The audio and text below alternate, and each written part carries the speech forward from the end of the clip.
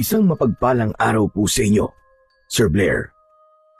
Lalong-lalo na po sa mga giliw ninyong tagapakinig at tagasuporta sa inyong YouTube channel. Ang kwentong aking ibabahagi ay nangyari taong 1985. Madalas po kong pinagtatawanan dahil sa aking itsura. Ang akin po kasing balat ay kulubot na parabang balat ng isang bayawak.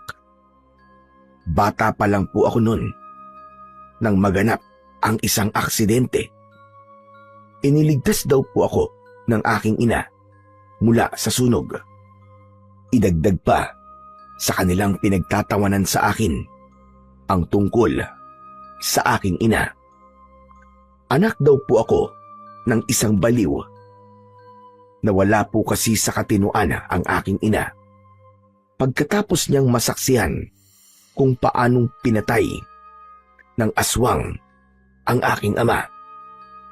Upang mapanatili ang kanyang kaligtasan sa madalas niyang paggala sa gabi, napilitan po si Lolo Ingkong na ikulong si nanay sa aming bahay. Nang mga panahon po kasing yun, ay marami na ang nabibiktima ng mga aswang. At sa mga oras din na yun, ay hindi pa namin alam kung sino ba talaga ang nilalang na madalas na gumagambala sa mga tao. Bago ko nga pala simulan ang aking istorya, ay nais ko lamang pong ipaalam sa inyo na ang mga pangalan at tauhan na aking ginamit ay sinadya ko pong baguhin upang mapangalagaan ang kaligtasan ng totoong lugar sa pinangyarihan ng aking kwento. Kilalanin niyo na lamang po ako sa pangalan na David. At ito ang aking kwento. Kapitan Merto, hindi po ba niyo nakita si nanay? Aba, hindi. Bakit? Nakatakas na naman ba siya sa kulungan niya, ha? Hindi nga po eh. Umalis po kasi ako kagabi para mangaso. Ang buong akala ko po kasi babalik din po agad si Lolo Ingkong. Hindi ko naman po akalain na umaga na rin pala makakauwi si Lolo. Abay, pambihira ka naman, bata ka, oo. Abay, bakit mo iniwan mag-isa si Cynthia? Alam mo naman na delikado ngayon. Sus, ang sabihin niyo, tay, pabayang anak talaga yung bayawak na yan. Anak, tumigil ka nga, ha? May pangalan si David. Hindi bayawak ang pangalan niya. Kaya umayos ka. Nag-aalala na nga yung tao eh. Nilalait mo pa. Tay, sinabi ko lang naman po kung anong opinion ko. Kung totoo nagmamalasakit siya sa kanyang inang baliw, aba, hindi niya iniiwan ng mag-isa. Di ba, Errol? Oo naman, Kapitan Merto. Tama po si Abong sa mga sinabi niya. Baka naman natauhan na si Aling Cynthia.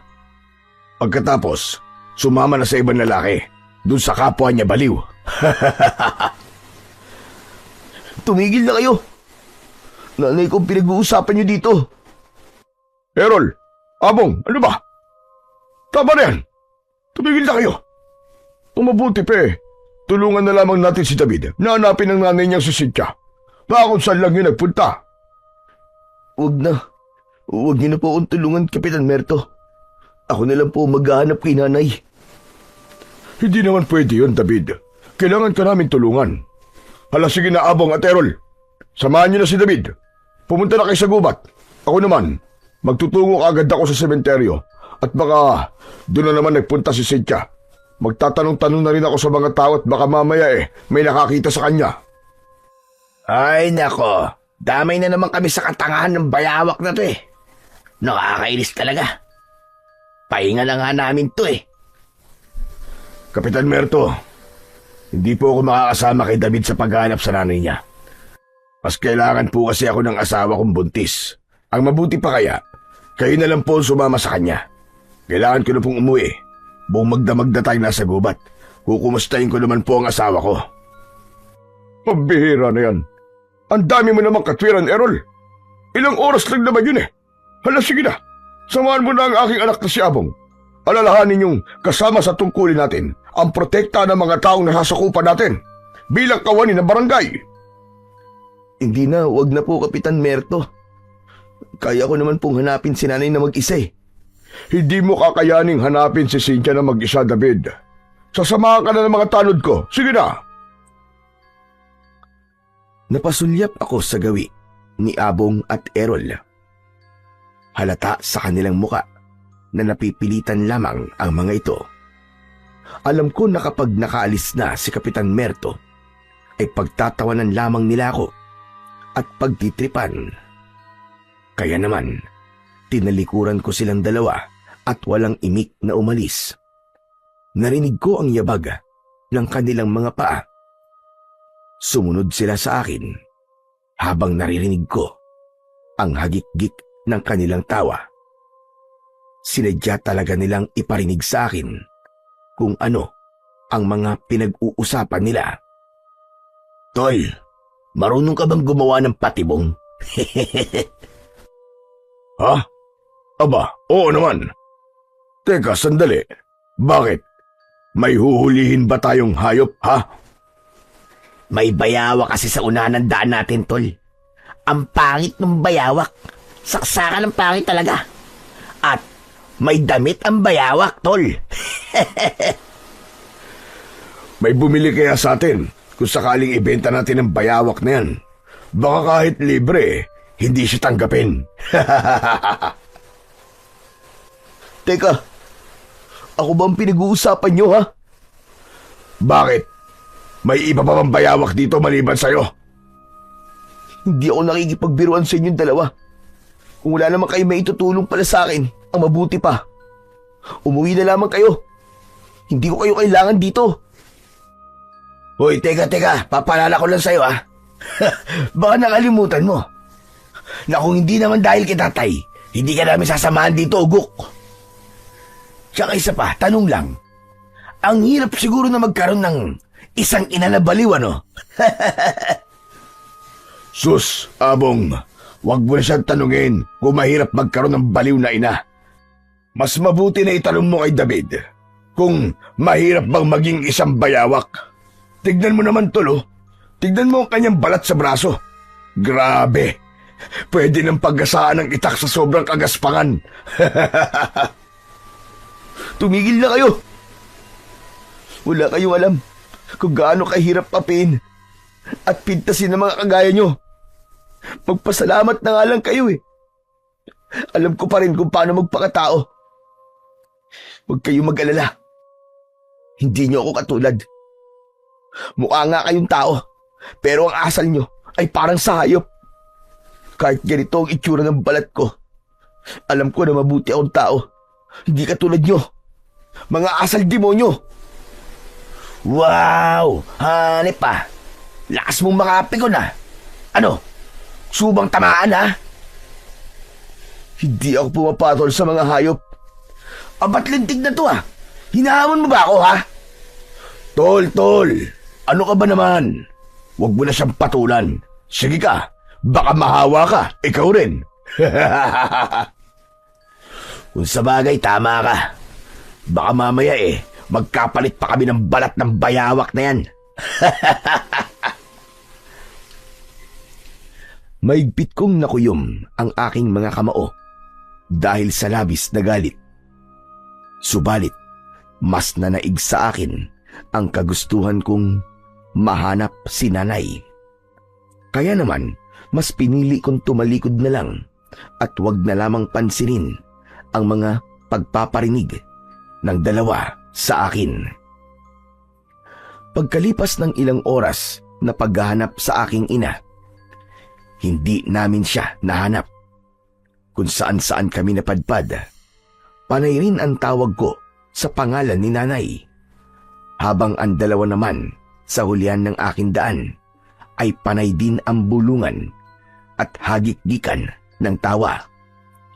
Kung makatawag naman sa kanyang ina para namang sasagot sa kanya.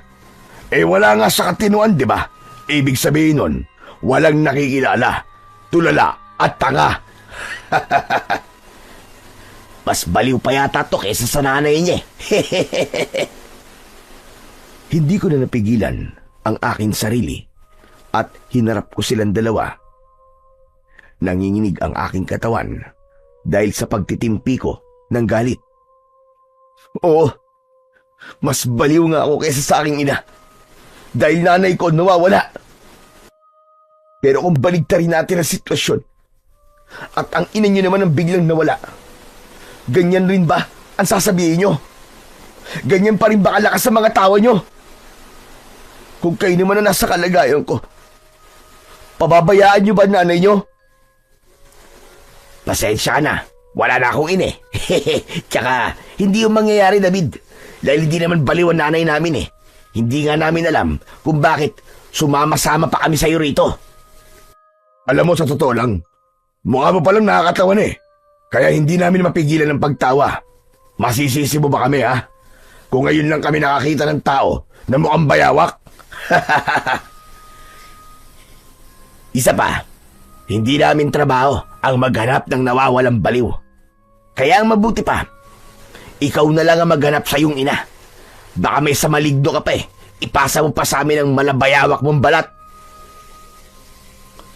Halos hindi ako makahinga sa labis na sama ng aking loob habang umaalingaw-ngaw ang malademonyong tawa ng dalawa.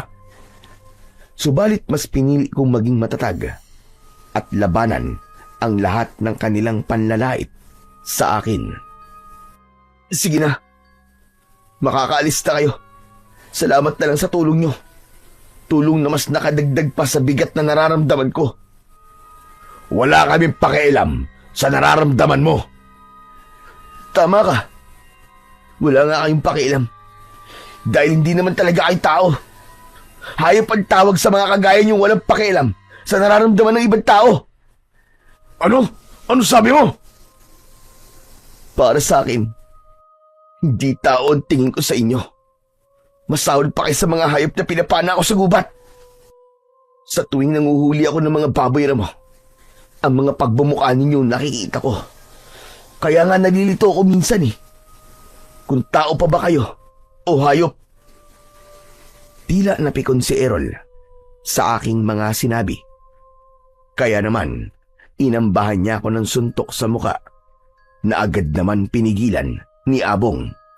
O tol, sandali lang. Huwag mo nang patulan. Ano ka ba? Tama. Huwag mong patulan na kagaya ko, Errol. Dahil kapag sinaktan mo ko, tiniti ako sa'yo na pagsisisihan mo. Isa pa, di ba ang sabi nga nila, ang mga taong pumapatol daw sa kagaya kong anak ng baliw, wala na rin pinagkaiba sa akin. Hindi! Hindi totoo yan! Tuluyang lumipad ang suntok ni Errol at tumama yon sa aking muka. Ngunit nabaling lang ang aking paningin sa kabilang direksyon. Hindi ako nagpatinag sa malakas niyang suntok.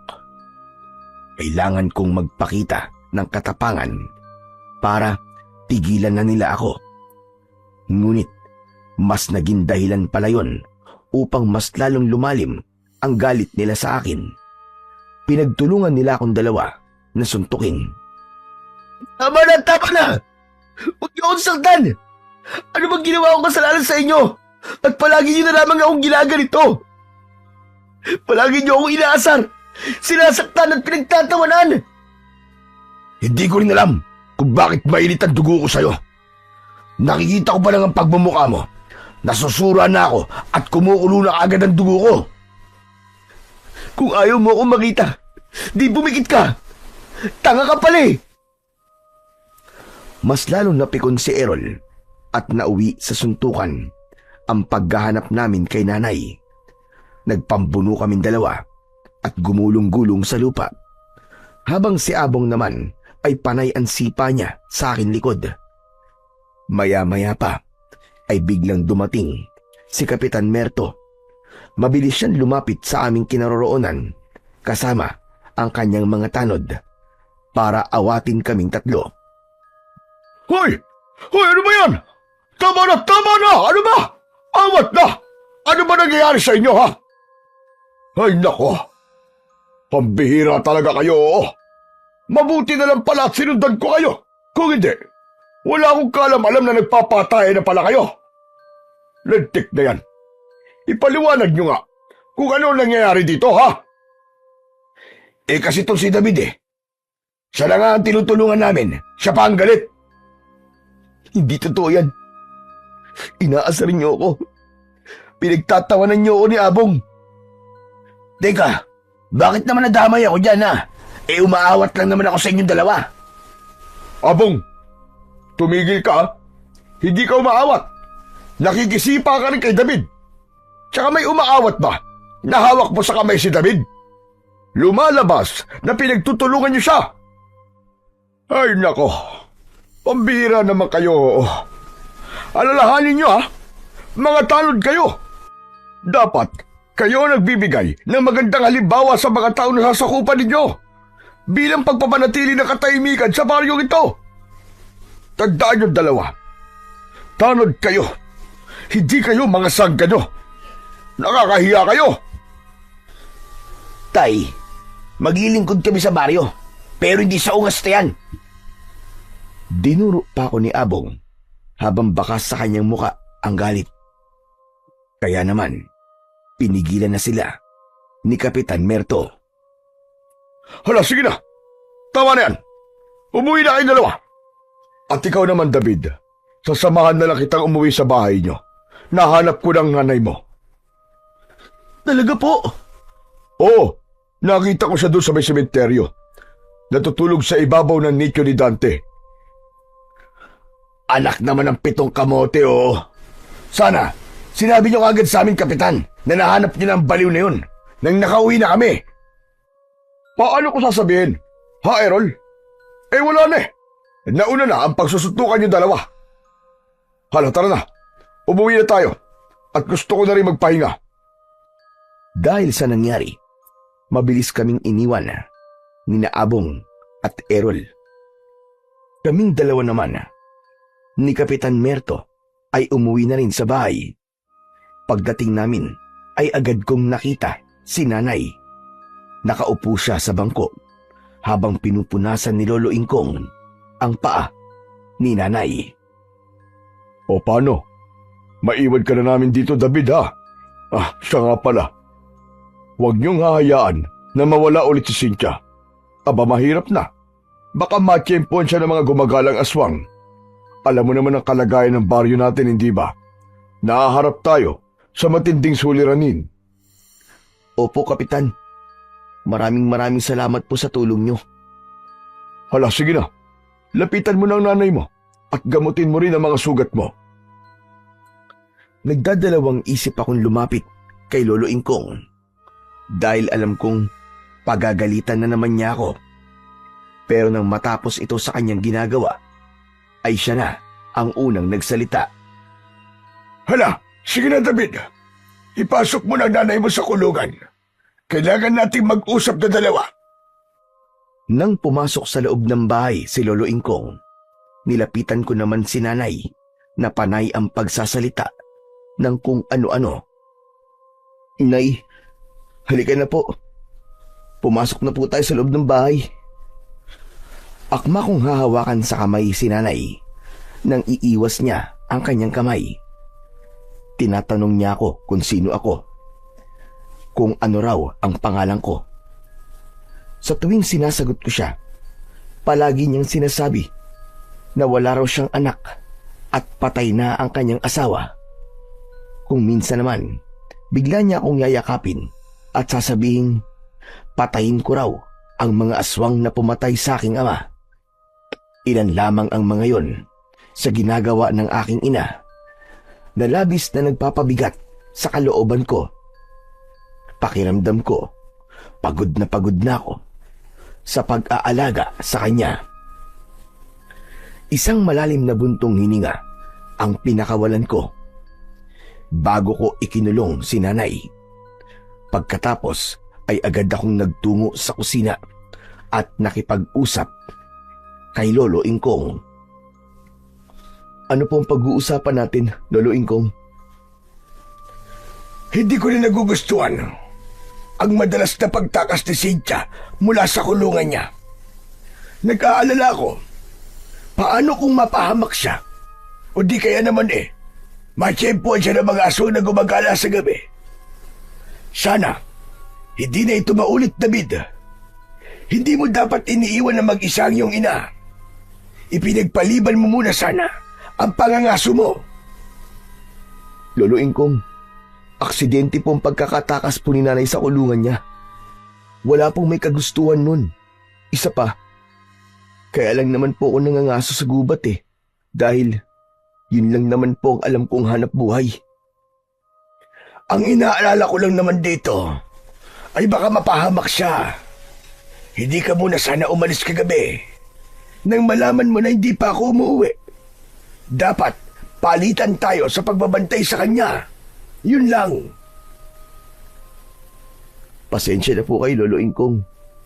Pero hindi habang buhay ay maikukulong po natin si nanay sa bahay. Isa pa, nakauwi naman po siya ng ligtas, di ba? Ang mahalaga, nandito na po siya at sikapin na lang po natin na wag na po itong mauulit. Ay nako, sana nga ay hindi na maulit ito. At teka nga pala, David, nabalitaan mo na ba ang nangyari doon sa kabilang baryo? Ang alin po, Lolo Ingkong? Aba, 3 ang natagpo ang patay sa kanilang kakauyan. Kaya asahan na natin na maging sa baryo natin ay mas lalong maghihigpit ang ating kapitan sa pagbabantay sa kagubatan. Baka matsyempoan ka ng mga tanod at parusahan ka kapag nakita nilang nangangaso roon. Hindi po nila ako mapaparusahan dahil nasa tamang edad na po ako. Isa pa, ano po bang itsura ng mga bangkay na natagpuan? Ay nako, brutal ang kanilang kamatayan. Kagaya ng naunang mga biktima, kalahating katawan lang nila ang natatagpuan at ang kaputol ay nawawala pa. Bukod pa ron, marami ring mga taong nawawala na hanggang ngayon hindi pa rin sila nahahanap. Kaya naman na po, bawas-bawasan mo ang madalas na pagpunta sa kagubatan. Baka ikaw naman ang sunod na mapahamak. Hindi po yun mangyayari sa akin, Lolo Ingkong. Dahil nag-iingat naman po ko Diyos ko naman batang oo. Pinapaalalahanan lamang kita. Ayokong pati ikaw mawala sa amin ng nanay mo. Paano na lamang kami kung pati ikaw ay mawala? Sino na mag-aalaga kay Cynthia? Mag-iingat na lamang po ako, Lolo Ingkong. Pero hindi niyo po ako mapipigilang mga susagubat. Wala nang nagawa si Lolo Ingkong nang pumasok ako sa loob ng aking silid. Ipinatong ko ang aking pana sa ibabaw ng aking lamesa. Saka ko hinubad ang aking damit. Napangiwi ang aking muka dahil sa sugat ko sa aking likod. Pagsapit ng gabi ay hindi ako dalawin ng antok. Kaya naman naisip ko munang lumabas ng bahay para sana ay magpahangin. Ngunit bigla kong napansin ang kakaibang liwanag sa gitna ng taniman ng sitaw ni Lolo Ingkong. Aba, teka, bakit parang nagliliwanag ang mga dahon ng punong yun? Dala ng aking kuryosidad, nilapitan ko ang puno sa gitna ng sitawan. Mas lalong kumislap sa dilim ang mga dahon. Kaya naman, hinawakan ko yun. Maya-maya pa, bigla akong nakaramdam ng kakaibang kate sa aking kamay. Napaatras ako habang kinakamot ang aking palad. Hanggang sa umabot yun sa aking braso. At kahit sumusugat na ang bawat pagkamot ko sa aking balat, mas lalo lamang tumitindi ang pangangate. Diyos ko! Ano ba to, sobrang kati ng kamay ko? Ano bang gagawin ko? Humawak lang naman ako sa dahon ng punong to. Ano kayang klaseng puno to? Nang hindi tumigil ang pangangate, ay wala na akong nagawa, kundi ang humingi ng tulong kay Lolo Ingkong. Kinatok ko siya sa kanyang silid, habang patuloy pa rin ako sa pagkamot. Umabot na yun hanggang sa aking muka. Pakiramdam ko, Kumakapal na rin ang talukap ng aking mga mata hanggang sa naramdaman ko ang pag-iinit ng aking balat. Lolo Ingkong! Lolo Ingkong, tulungan niyo po ako! Lolo Ingkong! Bumukas ang pinto at lumabas si Lolo Ingkong. Gulat na gulat ang matanda nang makita ang aking muka. Diyos ko po! Ano nangyari sa'yo, David? Meron na po akong hinawakan daon mula sa puno po na nakatanim po sa gitna ng sitawan niyo, Lolo. Lumiliwanag po kasi. Tapos ganito na po. Bigla po ako nangati. Hindi ko po mapigilan ang aking sarili na magkamuti ng aking balat. Sobrang kati po talaga, Lolo Ingkong. Nahihirapan na po ako.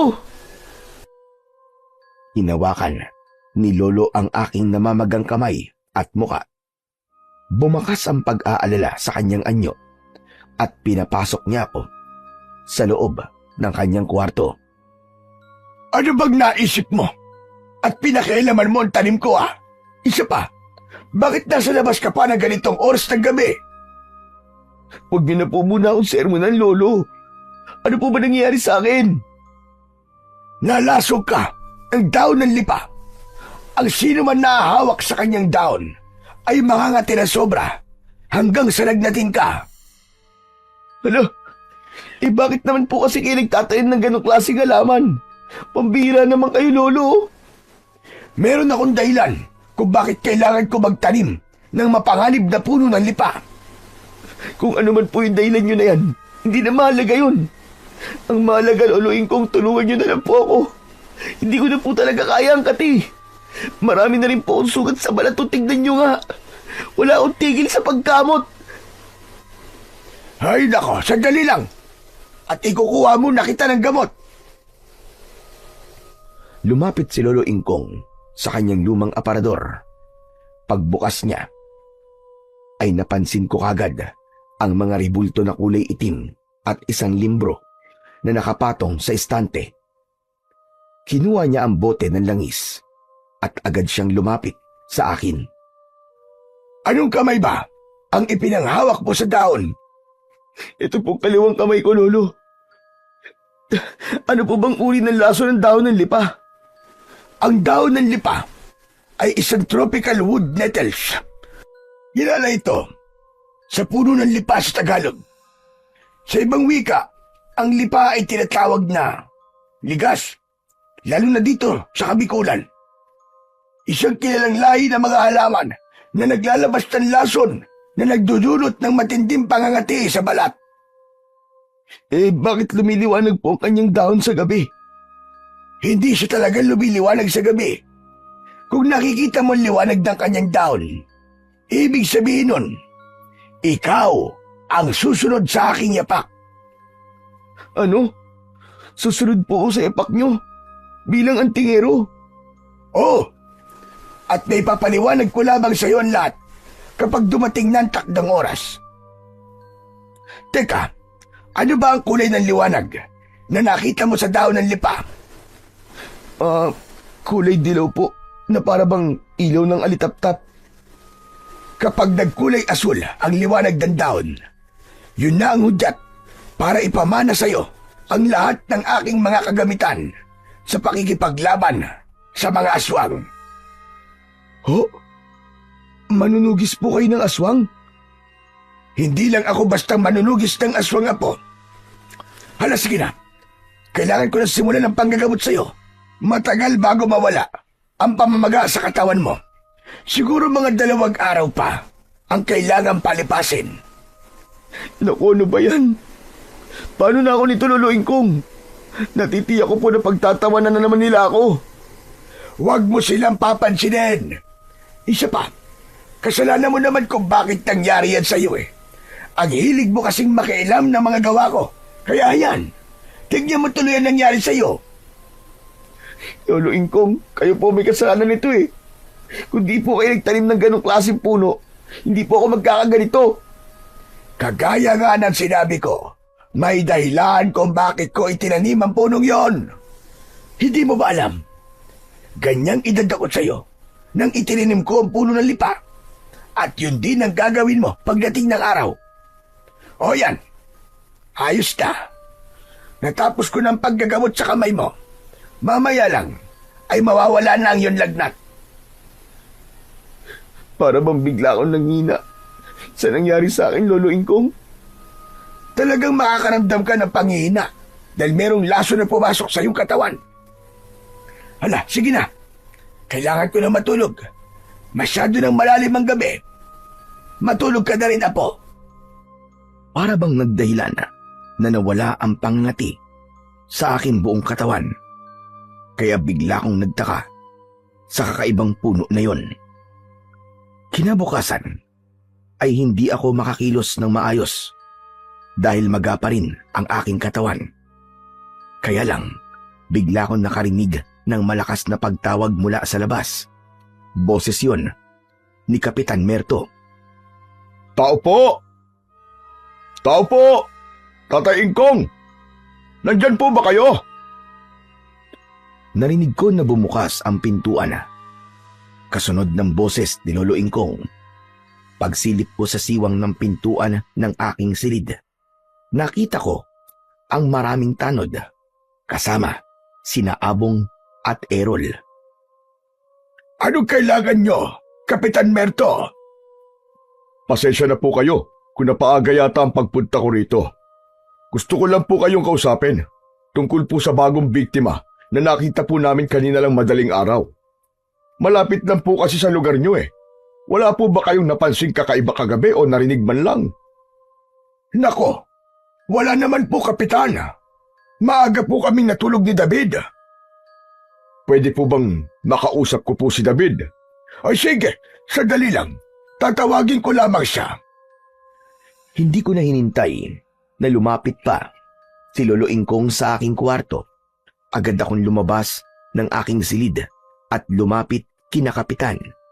Ngunit pagbungad ko, agad silang naghagalpakan ng tawa. Anak naman ng putya, David, oh. Ano nangyari sa mukha mo? Akala mo, longganisang naglalakad eh. Napahawak kasi siya sa daon ng lipa kagabi. Kaya namaga ang kanyang katawan. Ano ba nakakatawa sa itsura ng aking apo? Ha, Errol, sabihin mo nga sa akin. Wala naman pong nakakatawa sa mukha niya. Mukha lang po kasi siyang longganisa. Errol, pwede ba tumigil ka na? Nagkaganyan na nga ang tao eh. Pinagtatawanan mo pa. Hindi na nakakatuwa mga pinagsasasabi mo, ha? Ay, nako. Ako na naman ang nakita nyo. Makaalis na nga. Kapitan Merto, ano po bang kailangan niyo sa akin?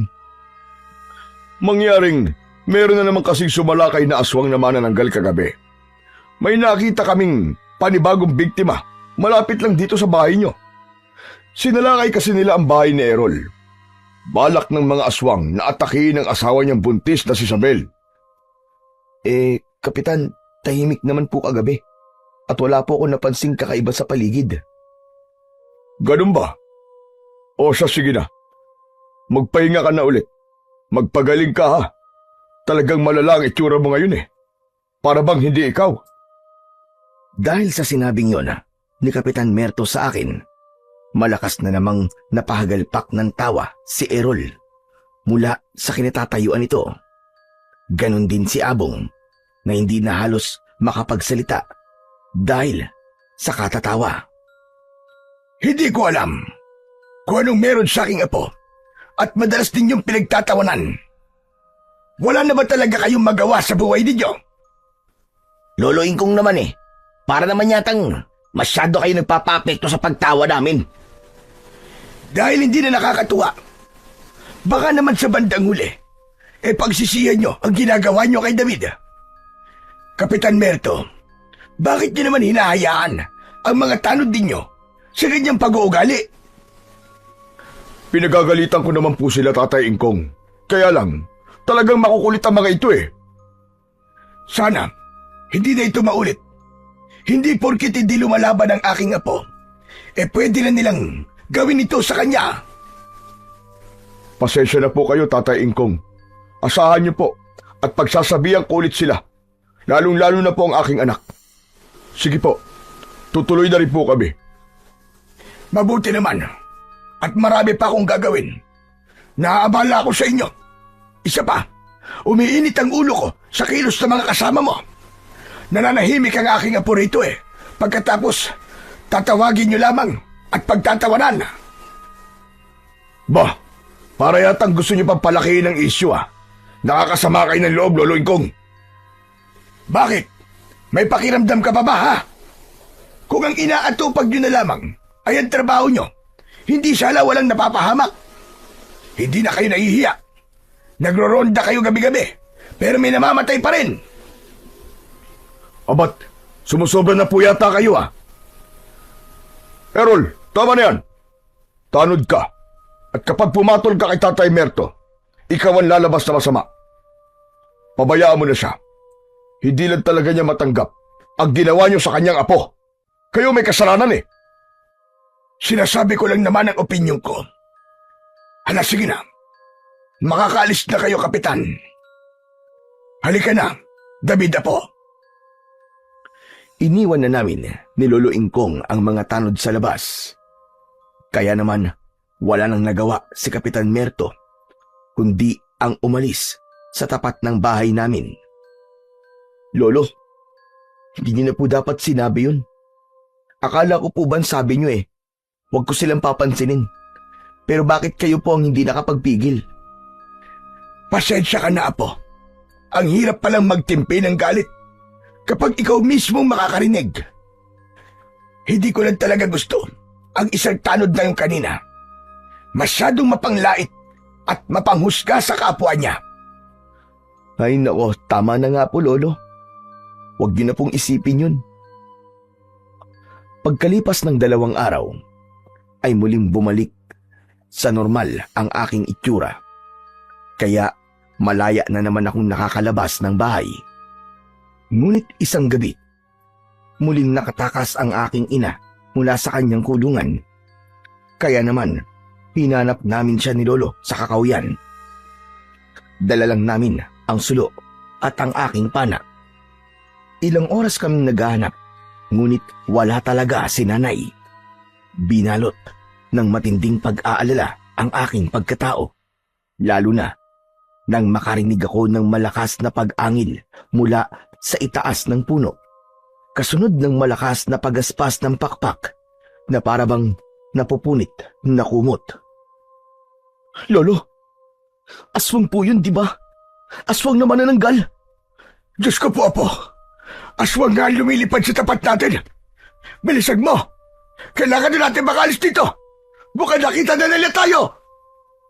Pagtingala namin ni Lolo Ingkong sa langit, ay sakto rin ang pagbulusok ng lipad ng aswang na manananggal. Tinangka niyang dagitin sa balikat si Lolo Ingkong. Ngunit iniharang niya ang kanyang itak sa aswang. Sabay bigwas ng taga sa nilalang na tumama naman sa kamay nito. Umangin ng malakas ang manananggal, saka ito lumipad, papalayo. Ngunit pagkalipas ng 5 minuto, muling bumalik ang manananggal at ako naman ang sinubukan niyang dagitin. Yumuko ako, sabay tutok ng aking pana sa muka ng aswang. Agad kong pinakawalan ang aking palaso. Tumama yon sa balikat ng nilalang. Nagpaikot-ikot ito sa paglipad hanggang sa nagpasya na itong tumakas. Mukhang nagiging agresibo na sila sa pag-atake sa mga tao. Lolo, mas kailangan po nating mahanap si nanay ngayon. Baka nasa panganib na po siya. Maghiwalay po tayo sa paghanap sa kanya. Nang magkasundo kami ni Lolo Ingkong, kagad kaming tumakbo sa magkaibang direksyon. Saka ko iginala ang aking paningin sa paligid. Hinanap ko sa bawat sulok ng kakahuyan ang aking ina. Ngunit wala siya. Pagkarating ko sa gitna ng kagubatan, ay bigla akong natigilan sa paglalakad. Mula sa aking unahan, nakita ko ang isang kakaibang nilalang. Hindi siya isang manananggal. Hindi ako maaaring magkamali. Aswang ik-ik ang nasa harapan ko. Kung ganun, saan yung puwersa silang umaatake sa mga tao? Mukha yatang naliligaw ko ng daan, binata. Hindi mo yata alam na ito ang aking teritoryo. Ang kapal ng mukha mong angkinin ng lugar na to. Kung saan ka lang nakatayo, yun lang ang teritoryo mo, hunghang! Hindi ka yata natatakot sa akin. Sa Diyos lang ako natatakot. Pero sa mga kagaya mo ng ampo ng demonyo, hindi ako matatakot sa'yo. Tumawa ng malakas ang aswang na ik-ik. Ngunit itinaas ko ang aking pana at itinutok ko sa kanya ang aking palaso. Sigurado ko na sa gagawin ko tong sa'yo, hindi ka na makakatawa ng ganyang kalakas. Hindi ko na pinaporma ang nilalang. Agad kong binitiwan ang pisi ng aking pana. Ngunit nasalo ng aswang ang aking palaso. Para siyang kidlat sa bilis kumilos. Namalayan ko na lang na nasa harapan ko na siya at sakal niya na ako sa leeg. Ngunit hindi ako nagpatinag. Sinuntok ko ng paulit-ulit ang kanyang braso. Kaya naman, nabitiwan niya ako. Saka ako nakahanap ng pagkakataon. Mabilis kong itinutok ang aking palaso sa dibdib ng aking kalaban. Matakot pala! Ikaw ang matakot sa akin! Dahil hindi ka sasantuin ng aking palaso! Akma ko na sanang bibitiwan ang pisi ng aking pana. Nang maunahan ako ng saksak ng kuko ng aswang na tumama naman sa aking tiyan, bigla kong naramdaman ang labis na sakit mula sa aking sugat. Ngumisi ito at humalakhak ng malakas. Magdasal ka na kung marunong ka magdasal. Dahil ihaharap kita kay kamatayan. Kasunod ng saksak, tumama ang malakas na suntok ng aswang sa aking muka. Bumagsak ako ng pasadsad sa lupa habang namimilipit sa labis na sakit. Naninigas ang aking buong katawan na parabang bigla akong naparalisa. Anong nangyayari sa akin? Unti-unting mapaparelisa ang buong mong katawan. Maya-maya lang, darating na ang aking mga kasama at pagsasaluhan namin ang iyong laman loob. Walang matitira sa iyo, kundi ang iyong mga buto. Hindi ka magtatagumpay. Hindi mo kilala kung sino binabangga mo. Ako ang hindi mo kilala. At sa pagkakataong ito, hindi ko hahayaan na sikatan ka pa ng araw. Kahit anong gawin kong pagsisikap na gumalaw, ay tuluyan ng nanigas ang aking buong katawan. Masakit din ang aking sugat na parabang may mga insekto na gumagalaw sa loob ng aking laman. Kaming mga aswang daik-ek ay nakamandagan ko. Kaya asahan mo, matatapos na ang buhay mo. Layuan mo ang aking apo! Demonyo ka! Sabay kaming napalingon ng aswang sa gawi ng aking lolo.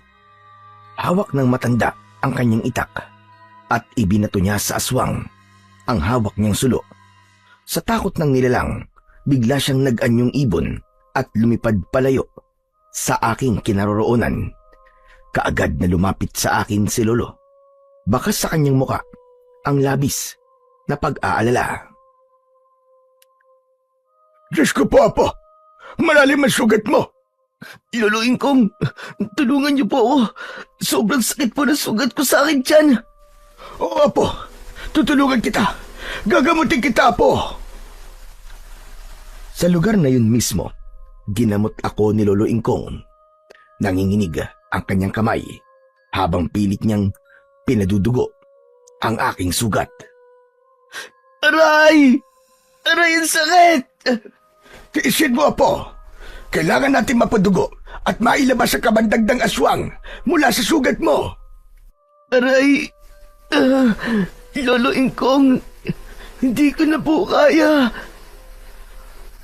Tuluyang nandilim ang aking paningin nang maramdaman ko na dinukot ni Lolo Ingkong ang aking sugat. Kinabukasan ay naramdaman ko ang maligamgam na tubig na dumadampi sa aking sugat. Dahan-dahan akong nagmulat ng aking mga mata. Salamat naman. At nagising ka na rin, Apo. Grabe, nag-alala ako sa'yo ng gusto. Dahil 2 araw kang walang malay. Ho, 2 araw po. Pero bakit po? Masyadong mabilis ang pagkalat ng kamandagdang aswang na ik-ik sa dugo mo. Mabuti na lang at nahanap kagad kita, Apo. Pero paano po ako nakarating dito sa bahay natin? Nagpatulong ako kay Kapitan Merto at sa anak niyang si Abong. Mabuti na lang at nagkataon na doon sila nagronda nung gabing yon. Ay nako, akala ko ba kaya mong ipagtanggol ang sarili mo? Bakit naman napahamak ka? Hindi ko po inaasahang malakas po ang ik-ik na yun eh. Hindi mo ba alam na ang aswang na ik-ik ay katumbas din ang lakas ng manananggal? Sana naman, Apo, pagkatapos ng mga nangyari sa'yo, makinig ka na sa akin. Teka, sandali lang po, Lolo Ingkong. Si nanay po, nasa na po siya? Nahanap niyo na po ba siya? Oo, nauna pa siya sa aking umuwi. Inihatid siya ni Merto at nakita raw niya sa sementeryo. Hindi ko man lang naisip na doon siya palaging pumupunta kapag tumatakas siya. E di sana, nahanap ko siya kagad. Kasalanan po ni nanay. Kung meron nangyaring masama sa akin, Lolo Ingkong. Yan ang wag na wag mong sasabihin, David. Hindi mo alam kung ano ang isinakripisyo ng nanay mo para lamang mapalaki ka niya ng ganyan. Nagkaganon siya dahil sa aswang na pumatay sa iyong ama. Kaya sana naman, habaan mo pa ang pasensya mo sa iyong ina. Pero, paano naman po tayo, Lolo? Paano naman tayo na nag-aalala sa kanya? Hindi lang po 1 beses ako napahamak sa paghahanap kay nanay. Kaya, nakakaubos na po talaga ng pasensya, Lolo Ingkong. Gusto ko na po sumuko. Kahit kailan, hindi ka sinukuan ng nanay mo. Kaya wag mo siyang susukuan, Apo. Mas kailangan niya ng tulong natin. Hindi na ako nakipagtalo kay Lolo Ingkong dahil alam ko sa huli, ako lamang ang talo. Kaya naman, buong araw akong nagpahinga at natulog. Ngunit pagsapit ng gabi, ay biglang nagwala si nanay sa loob ng kanyang kulungan. Pilit niyang sinisira ang rehas na gawa sa bilog na kahoy. Kaya naman, lumapit ako sa kanya at hindi ko na napigilan pa ang aking sarili. Nay, pwede ba tumigil na po kayo? Bakit po ba kayo nagkakaganyan? Tulungan niyo rin po ang sarili niyo, Nay. Alam niyo, pinagtatawanan na ako ng mga tao dahil sa inyo eh. Nahihiya na ako. Dahil anak daw po ako ng isang baliw. Sa kabila ng maraming sinabi ko, isang tugon lang ang narinig ko mula sa aking ina na si Cynthia. Sino raw ako? Hindi niya ako makilala bilang anak niya at palagi yung nagdudulot sa akin ng kakaibang sakit. Dahil pakiramdam ko, mag-isa na lamang ako sa buhay. Nang gabing iyon, hindi na ako dinalaw ng antok. Kaya't maaga akong bumangon at naupo sa labas ng balkonahe. Maya-maya pa, biglang dumating si Kapitan Merto. Kasama niya si Abong. Kumusta na ba ang pakiramdam mo, David? Ayos na po ako, Kapitan. Ano pong kailangan niyo sa akin? Total, at nasa bakasyon si Errol. Kung pwede sana, ikaw muna ang pansamantalang pumalit sa kanya. Sa tingin ko naman kaya mo makipaglaban sa mga aswang. Ha? Makipaglaban sa mga aswang? Hindi niyo po ba nakikita? Muntik na po ako mapahamak. Isa pa. Bakit niyo naman po hinayaang magbakasyon si Errol? Mangyari kasing palagi na raw sumasakit ang tiyan ng kanyang asawa. Nag-aalala siya na baka mapano si Isabel. 1 linggo lang naman siyang titigil sa pagroronda. Hihintayin lang daw niyang mawala ang pananakit ng tiyan ng kanyang asawa. Baka naman po, nilalapitan na ng aswang na manananggal si Isabel. Yun nga din ang kutob ko. Kaya pumayag na rin akong samahan niya ang kanyang asawa. Kung ganun po, kailan po ako magsisimula, Kapitan? Ngayon na. Di ba sabi mo naman ayos na ang pakiramdam mo? Sige po, maghahanda lang po ako ng gamit ko. Sa labas na sila ng bahay naghintay sa akin. Pagkatapos kong maihanda ang aking pana, ay agad kaming nagtungo sa gilid ng kakauyan para tignan kung meron na namang bangkay na makikita sa lugar na yon. Hindi nga ako nagkamali. Nadatnan namin ang nagkakagulong mga tao. Sa daan pa lang ay nakita na namin ang ilang patak ng dugo sa lupa. Nang makarating kami sa kinaroroonan ng biktima, tumambad sa aming paningin ang itsura ng bangkay ng isang babaeng buntis. Nakadilat ang kanyang mga mata. Putol ang mga braso at nakalaylay ang dila. Wakwak ang tiyan dahil dinukot ang sanggol mula sa sinapupunan nito. Dahil sa nangyari, nagkaroon kami ng biglaang pagpupulong sa pangunguna ni Kapitan Merto. Lubha na ako nababahala sa walang tigil na pamiminsala ng mga aswang sa baryo natin. Kung kinakailangan na magdagdag tayo ng mga tanod ay gagawin ko. Mapanatili lamang ang kaligtasan ng mga tao rito. Kapitan, sa paano pong paraan natin mapipigilan ng mga aswang? Kailangan natin bumuo ng 2 pangkat. Sa pangunguna naman ng aking anak na si Abong, upang hindi na maulit ang ganitong pangyayari. Abay, mahirap ang naisip niyong gawin, Tay. Paano natin matatalo ang mga nilalang na may kakayahang lumipad? Sige nga. Sa tingin ko kailangan na rin gumawa tayo ng palaso. Tama ka, anak. Imbis na sibat, palaso ang gagamitin natin panlaban sa mga aswang. At tungkol naman sa paggawa ng mga sandata, si David ang siyang mamumuno. Hindi ako makakapayag, Tay. Hindi po ako makakapayag. Si David ang aasahan natin sa paggawa ng mga pana. Wala akong tiwala sa kanya. Baka puro kapalpakan lang ang gawin nito Imbis na manananggal ang mapatay natin, baka mga bayawak lang ang kayang patayin ng gagawin niyang palaso. Dahil sa sinabing yon ni Abong, umalingaw-ngaw ang malakas na tawanan ng mga tao habang nakatingin silang lahat sa akin. Anak, huwag mong husgahan ang kakayahan ni David. Sanay siya sa pangangaso, kaya masasabi kong mahusay na siya pagdating sa pana. Bakit, Tay? Mahusay din naman si Errol Siya na lamang ang mamuno sa ating pangkat pagdating sa sandata. May tiwala rin ako kay David. Alam kong magagawa niya na maayos ang tungkuling nakaatang sa balikat niya. David, magagawa mo ba yun? Opo, Kapitan Merto. Magagawa ko po yun. Pagkatapos ng matinding pagpaplano ng aming mga gagawin, nakita kong nag-e-ensayo ang mag-ama sa pakikipaglaban gamit ang kamao. Wala silang damit pang itaas. Napakunot ang aking noo dahil meron akong napansin sa kanilang katawan. Kapitan Merto, sunog po ba yan? Alin? Ito bang nasa likod at dibdib ko? Opo, saka si Abong meron din po sa tiyan at hita. Hindi ba't nagkaroon ng sunog sa baryo natin na sumalakay ang mga aswang na manananggal? Sinunog nila ang mga bahay namin. May 13 taon na ang nakakalipas magmula na nakaligtas kami sa malaking sunog na yon. Namatay ang bunsong kapatid ni Abong kasama ang aking asawa. Kaya magmula noon, isinumpa ko sa akin sarili na pamumunuan ko ang pagtugi sa mga aswang. Ngayon ko lang po nalaman na pati pala kayo ay muntik na ring mamatay dahil sa sunog. Pangalawang buhay na namin ito ng aking anak na si Abong.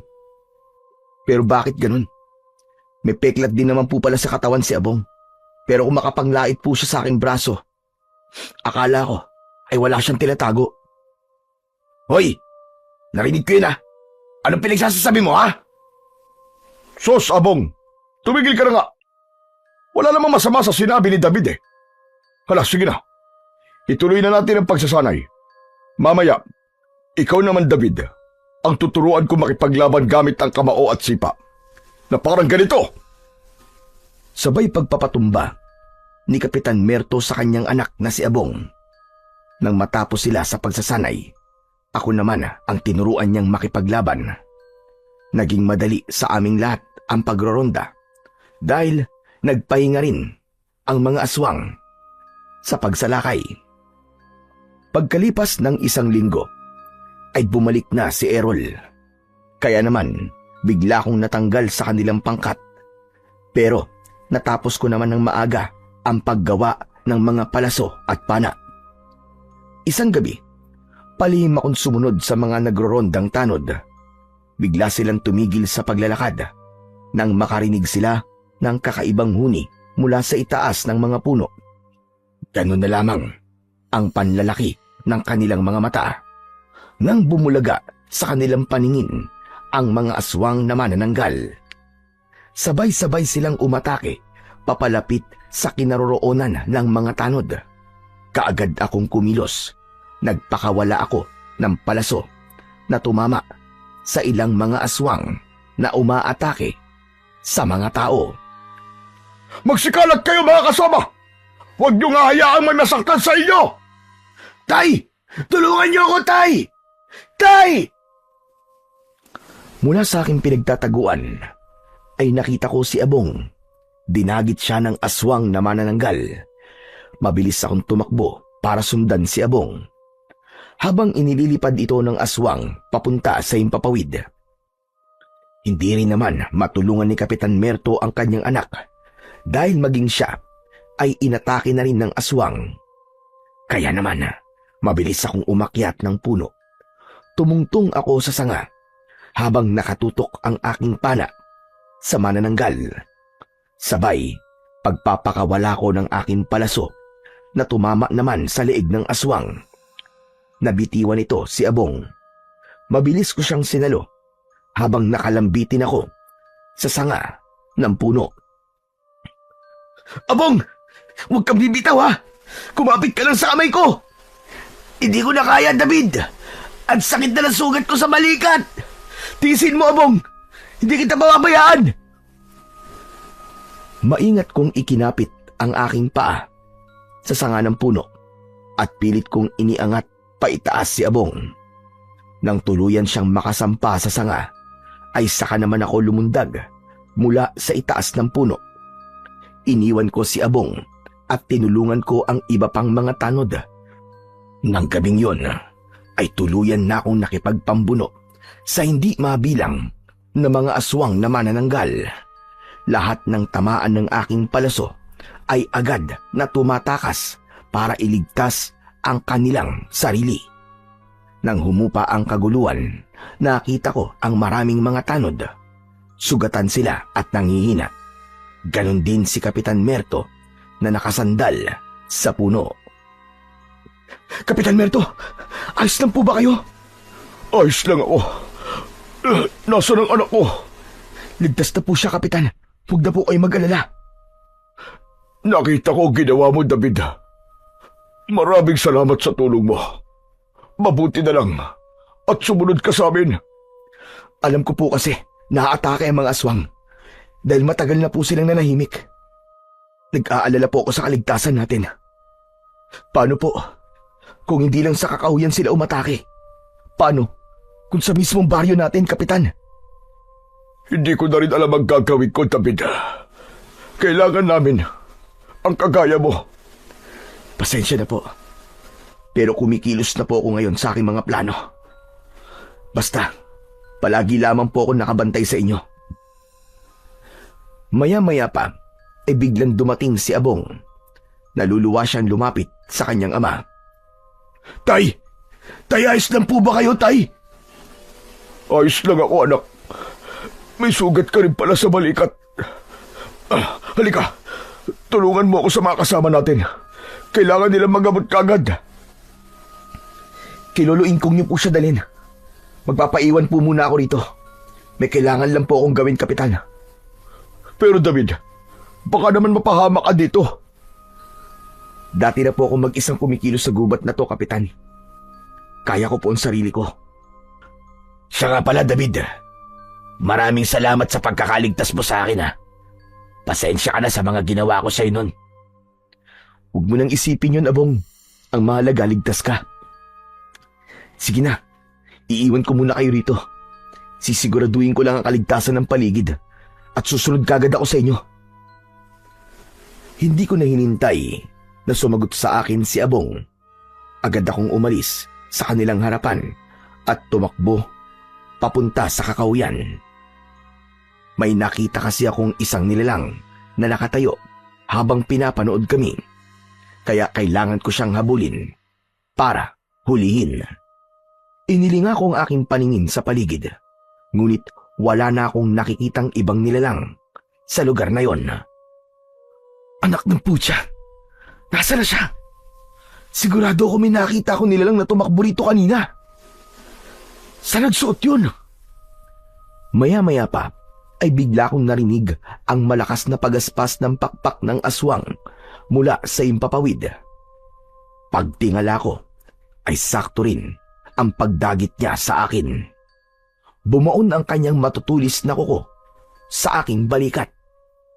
Ramdam na ramdam ko ang sakit at ang mainit na likidong umagos sa aking dibdib. Hindi ko maiangat ang aking kamay para sana panain ang aswang. Biglang naparilisa ang aking braso.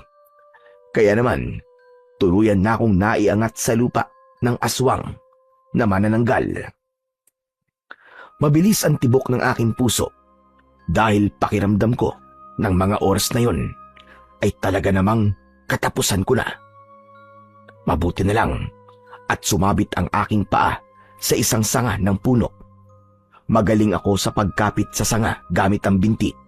Kaya nga, wala nang nagawa ang manananggal nang tuluyan akong nakakapit sa sanga. Nakipaghilahan ako sa kanya. Siguro naman, bibitiwan mo lang aking balikat sa gagawin ko sa'yo. Hayop ka, demonyo ka! Dahil hindi natatanggal ang mga kamay ng aswang sa aking balikat, kinagat ko ang kanyang kamay. Malakas na napaangil sa sakit ang aswang, kaya nabitiwan niya ako. Mabuti na lang at naigalaw ko na ang aking braso bago pa ako mahulog sa lupa. Nang makabawi ako ng lakas, mabilis akong bumaba mula sa puno. Napaluhod ako sa lupa. Saka ko pinilit maglakad papunta sa aming bahay. Nadatnan ko ang mga tanod. Abala ang lahat sa pagpapagamot kay Lolo Ingkong. Ngunit napansin ko na wala si Errol sa mga tanod na nasugatan. Kaya naman, tinanong ko na si Kapitan Merto. Kapitan, nasaan po si Errol? Hindi niyo ba siya kasama sa pagroronda? Kasama namin siya kanina, David. Pero bigla siya nagpaalam na uuwi. Bakit mo ba naitanong? Wala naman po. Nagtataka lamang po ako dahil palagi po siyang umaalis kapag nagroronda kayo. Ay naku, David, pwede ba? Huwag mo munang isipin ng ibang tao. Unahin mo muna ang kalagayan mo. Tignan mo, sugat ka rin sa balikat Parang wala lang sa'yo. Halika nga, ako na nga ang gagamot sa sugat mo. Dahil sa tingin ko, kailangan na rin ng Tatay Ingkong ang tulong ko. Hindi na ako nakatanggi nang tanggalin ni Kapitan Merto ang aking suot na damit. Napasigaw ako sa labis na sakit nang dumikit ang tela sa aking sugat. Kumuha ng malinis na tela si Kapitan Merto sa kabinasa ng tubig. Nilinisan niya muna ang sugat ko pero bigla siyang natigilan. Teka, anong balat na to? Balat ba ito o sugat? Ang alin po, Kapitan Merto? Yung marka sa balikat mo. Kulay itim na hugis bilog. Iyan po ba? Bata pa lang po ako, meron na po akong ganyan. Bakit po? Wala naman. Nagandahan lang ako sa itsura. Pero hindi ako kumbinsido sa sinabing yon ni Kapitan Merto dahil pakiramdam ko may kakaiba sa aking balat. Kaya biglang nanginig ang kamay nito habang nililinisan niya ang sugat ko sa balikat. Panay rin ang buntong hininga niya. Kapitan Merto, may problema po ba sa marka ko? Wala naman. May bigla lang ako naalala. Agad namang napansin ni Lolo Ingkong ang ginagawa ni Kapitan Merto sa aking sugat at agad itong lumapit sa aming kinaroroonan. Iniwan nito ang ibang sugatan. Diyos ko, David! Ano nangyari sa'yo, Apo? Palagi ka na lamang napapahamak. Teka, kanina mo pa bang nililinisan ang sugat ng apo ko, ha, Kapitan? Opo, Tatay Ingkong. Kung ganun, David, sige na, magbihis ka na ng damit mo. Mamaya na lamang kitang gagamutin kapag natapos ko na ang mga ginagamot ko. Sige na, sige na! Kulang na lang ay ipagtulakan ako ng matanda na pumasok sa loob ng aking silid. Natigilan na lamang si Kapitan Merto dahil sa ikinilos na yon ni Lolo. Pagkalipas ng ilang sandali, ay kagad na nagpaalam ang mga tanod at si Kapitan kay Lolo Ingkong. Saka ako lumabas nang makaalis na silang lahat. Pero nakita ko ang matanda na nakatayo sa labas ng bahay, nakatingin sa puno ng lipa. Nanlaki ang aking mga mata nang makita ang kulay asul na liwanag sa mga dahon ng puno. Panahon na para ilipat sa iyo ang mutya ng dahon ng lipa. Ano po? Mutya ng dahon ng lipa? Ang mismong puno ng lipa ang pumili sa iyo. At ang kulay asul na liwanag sa kanyang mga dahon ay palatandaan na dumating na ang itinakdang oras. Nagtataka po ako, Lolo Ingkong. Bakit hindi po napansin ng mga tanod at ni Kapitan Merto ang malakas po na liwanag mula sa dahon ng lipa? Ikaw at ako lang ang nakakakita sa liwanag ng dahon ng lipa. Dahil hindi yan isang ordinaryong puno, Apo. Nanggaling dyan ang mutya ng dahon ng lipa. Magagamit mo ang mutya laban sa mga aswang na manananggal at ik-ik. Pero bakit po ako, Lolo Ingkong? Sapagkat mabuti kang tao, Apo. Halika, sumama ka sa akin. Lapitan natin ang puno ng lipa. Ayoko po. Noong nakaraang araw po muntik na po ako mamatay dahil sa pangangati. Huwag na po tayong lumapit dyan, Lo. Kasama ang puno ng lipa sa pagpapasa ng aking mutya. Matagal ko nang alam na hindi ka naman totoong nangangaso ng hayop. Alam kong nangangaso ka ng mga aswang. Tama ba ang sinabi ko? Napaunat ako sa aking pagkakatayo nang marinig ko ang sinabi ni Lolo Ingkong. Kung ganun, alam niyo na po, Lolo Ingkong. Alam niyo na po na ako po ang totoong pumapatay sa mga aswang. Pero kailan pa po niyo nalaman? Matagal ko nang alam na mangangaso ka ng aswang. 10 taong gulang ka pa lang nang palihim kang tumugis ng aswang. Alam ko rin na ikaw ang may gawa sa mga tao na tatagpo ang patay sa kakahuyan. Lahati lang ng katawan nila ang natatagpuan dahil hindi naman sila pangkaraniwang tao, kundi isang aswang na manananggal na nagiging tao tuwing sumasapit ang umaga. Kaya ang iniisip ng mga kababaryo natin, biktima sila ng mga aswang. Pero ang totoo, aswang sila at ikaw ang pumatay sa kanila. Hindi ba? Hindi ako makapaniwala sa ipinagtapat na yon sa akin ni Lolo Ingkong. Ang buong akala ko, matagal kong maililihim sa kanya ang tungkol sa mga ginagawa ko. Patawarin niyo po ako, Lolo Ingkong. Ginagawa ko lang po ito para maipaghiganti ang nangyari sa aking mga magulang. Kung hindi ko sila mapipigilan, marami pang mga kagaya ko makakaranas ng ganitong paghihirap. Hindi naman ako tumututol sa pagiging manunugis mo ng aswang. Ngunit masyado na akong nag-aalala sa kaligtasan mo, Apo. Lalo pa, at hindi na maganda ang mga nangyayari. Sa palagay ko, mas lalo lumalakas ang puwersa ng kadiliman. Kaya kailangan ng sandata na tuluyang papatay sa kanila. At yun ay walang iba, kundi ang mutya ng dahon ng lipa. Bakit po, Lolo Ingkong? Hindi po ba sapat ang aking pana? Hindi sapat ang pana at palaso. Dahil kahit masugatan mo sila, hihilom lang ang kanilang sugat. Kapag magaling na, aatake sila ulit at babalikan nila ang taong nanakit sa kanila. Sa ganong sitwasyon, mas lalo lamang lalala ang mga nangyayari. Mas lalo sila magiging agresibo. At sa nakikita ko, maging ang mga tanod ay malalagay na rin sa panganib. Kaya sana naman, tanggapin mo ang ipapasa ko sa iyo, mutya. Sige po, Lolo Ingkong. Tinatanggap ko po ang alok nyo. Tara na, lapitan na natin ang puno ng lipa. Nilapitan namin ni Lolo Ingkong ang puno ng lipa. Mas lalong lumakas ang liwanag ng dahon. Napansin ko na hinubad ni Lolo Ingkong ang suot niyang singsing. May kakaibang bato yon sa gitna. Nang idikit ang singsing sa isa sa mga nagliliwanag na dahon, nawala ang liwanag na parabang hinihigop ng singsing. Kinuha ni Lolo ang aking kanang kamay.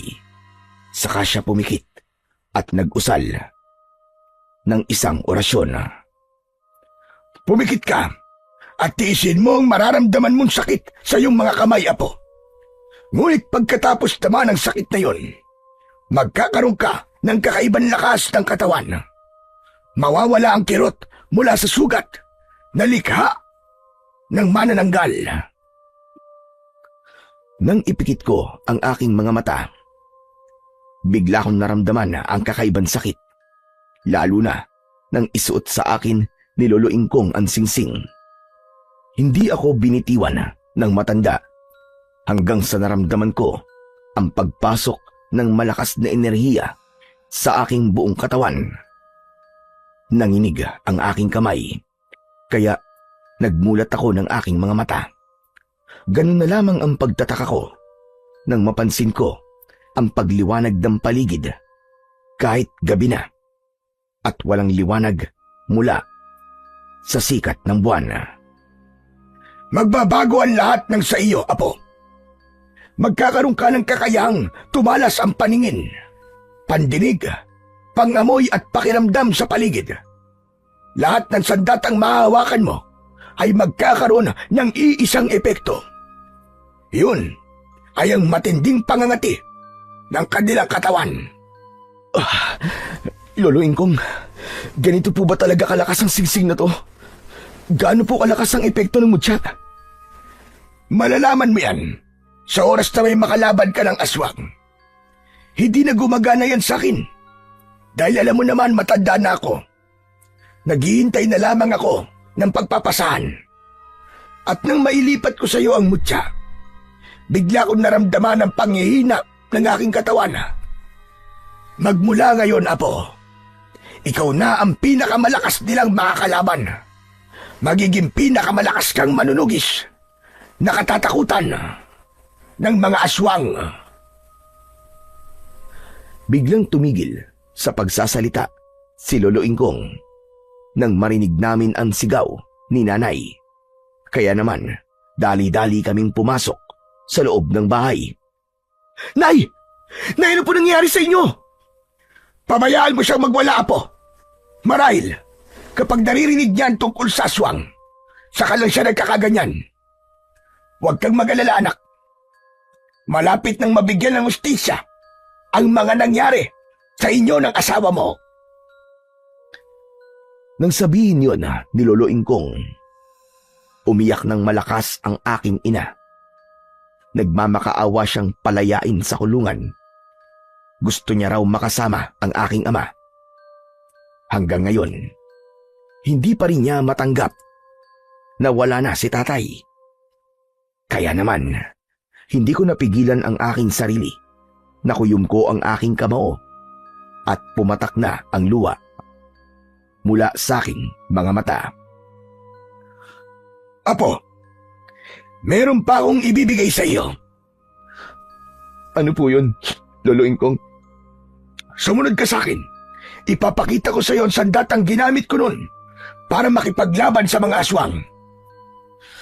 Kung ganun po, Lo, hindi lamang po kayo isang albularyo, kundi isa rin po kayong antingerong manunugis. Tama po ba? Oo, Apo, ganun na nga.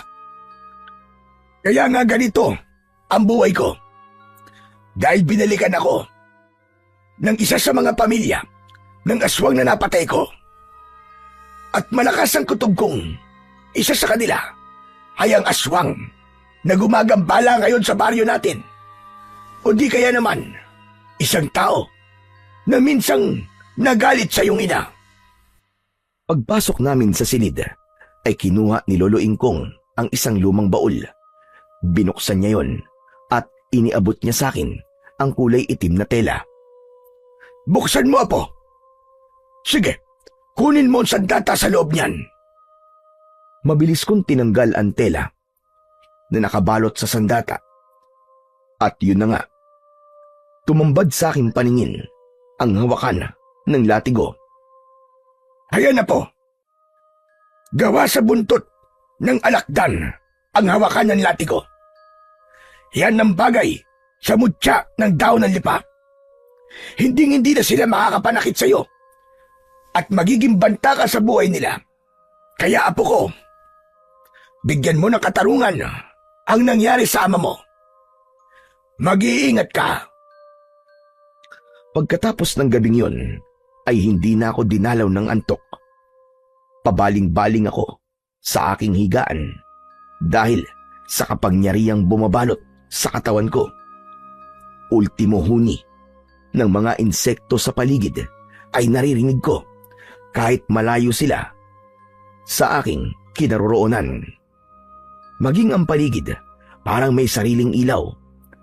Malinaw kong nakikita ang mga nilalang na gumagalaw sa paligid ko. Ang aking pang-amoy lumakas din na parabang naaamoy ko ang malangsa mula sa kakauyan. Kaya naman, napabalikwas ako ng bangon at agad akong tumakbo papunta roon. Sinundan ko ang amoy at ingay na aking naririnig. Bumilis rin ako sa aking pagtakbo.